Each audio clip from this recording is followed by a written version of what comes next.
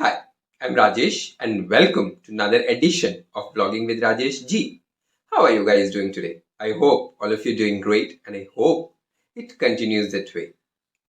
We all know the perfect dish for disaster is driving under the influence of liquor. But still, some people want to do it. And when we question them, why do you want to do it? They say, it's a thrill that forces us to do it. Is it really the thrill? I doubt. So, let me tell you what happens when you are driving a vehicle under the influence of liquor. So, the first thing that happens to an individual who is driving a vehicle under the influence of liquor is he doesn't have the capability to think because he's intoxicated. His brain is not functioning to his optimum level, as a result of which his decision making powers while driving the vehicle goes for a toss. Given a situation, if he has to suddenly apply brake, he or she may not know when they have to apply the brake so that the vehicle comes to a standstill. Because if the vehicle doesn't come to a standstill, it will lead to an accident. So, is it really worth it? And accident can be minor, major, fatal, or deadly. Anything under any category, an accident is an accident. So, what happens if a person dies in an accident? Then the driver is put behind bars, and the case may go on and on and on. So, what have you achieved? A jail term for a few moments of thrill. And most importantly, if a person has killed another person in an accident, the trauma or the guilt of killing somebody under your wheels stick with you all throughout your life. It's very difficult to get rid of that guilt. So, 5 minutes of thrill and a life full of guilt. Think about it. We all know in order to drive any vehicle, we need driving license. That's the valid driving license. First, you will have to clear your learner's test, then there is a driver's test, and it's only after that a driving license is issued to you. So, in the event of a drunk and drive case, your license is cancelled, and it's cancelled for lifetime. If you are thinking that once a license has been cancelled it can be reissued, you are mistaken. You will even not be able to apply for a fresh license. Once a license has been cancelled for drunk and drive case, your license or you are expelled from driving for the rest of your life. So what have you achieved? For few moments of thrill, you have been debarred from driving. And I know some of you are driving enthusiasts. You feel that adrenaline rush in your body. You feel a thrilling experience.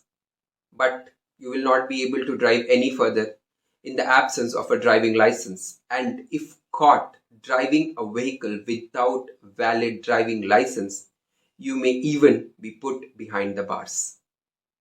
So now you decide whether you want to drink and drive or you want to retain your driving license the whole of your life. Decision is yours because you are the driver. Now, in the event of an accident, okay, there are certain situations wherein a body part of the driver may have to be amputated. It may be his hand, his legs. We don't know, depending upon the fatality of the accident.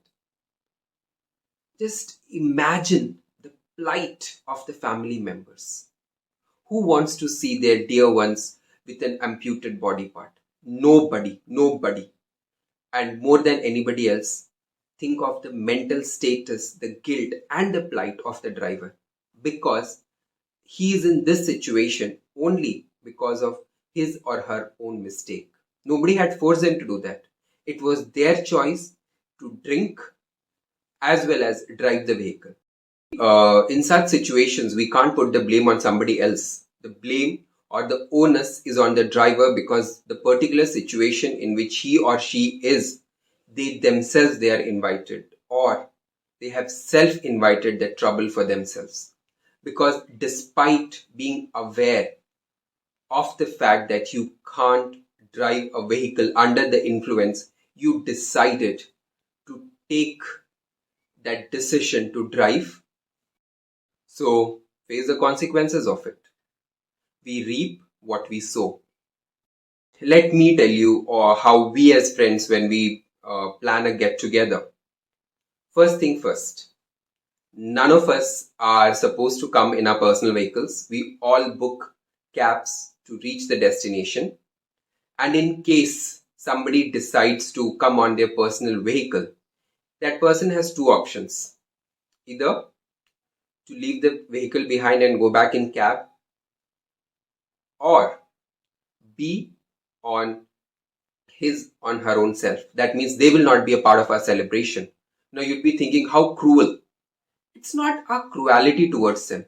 It's a love and a concern, because we want them to reach home safely. We want to see them alive. We love them.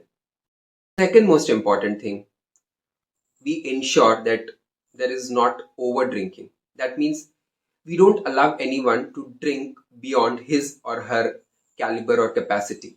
We are not here on a drinking spree. We are here to spend some quality time with our friends over drinks. So the purpose is to sit, chat as much as you can over drinks. And the chat can go on for hours. So if you're on a drinking spree, what you will do, you will drink all the glasses immediately and then you go back. No. Because when we sit on such occasions, we sit for 3 to 4 hours together. And that's the beauty of it. We are completely relaxed. We're enjoying the conversation. We are enjoying the drink as well as the moment. One more thing, if you have overdrunk, okay, you have to head back in a cab. First thing, you need to make the payment, and the cab will not drop you at your doorsteps. You will have to walk those few steps to your home. And if you are heavily drunk, you will not be able to make the payment, as well as you will not be able to reach your own home. You may land up at your neighbor's home. So instead of that, drink in capacity within your reach, so that you can distinguish between your home and your neighbor's home. Most important, because in such situations you become a menace to the society as well as your neighbors. So try to avoid that. So once we are finished our drinks, we are done with our dinner, and it's time for us to head back. What we do is, all of us, we book cabs, and the cab details are shared amongst each other. And some of us, we even track other person's trip on a real-time basis, just for their safety. And once a person has reached home, we make it a point to text each other or call each other, so that we all know that, okay, we are safe. We inculcate the practice of healthy drinking and not to become a menace to anybody else. These get-togethers happen frequently. And since the group is very close-knit, so our family members are also happy. Okay, they know that everybody is sensible. They will take care of each other.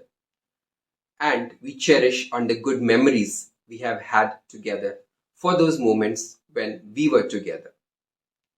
I hope my mom and dad is not watching this video, else I'm going for a toss, because I never tell them whenever I'm going for such parties. All I say, okay, I'm going for some such parties. But if they see this video, they know where I go for 3 to 4 hours now. I'm really taking a very big risk by sharing these things online, which even they have access to. So please share the video, like the video, share such incidents of yours in the comment section, and please subscribe to my channel, and just hope that my parents don't see it. So until my next video, bye bye, take care, and be a responsible driver on road. Let people be proud of you and you of yourself. Make wise decisions.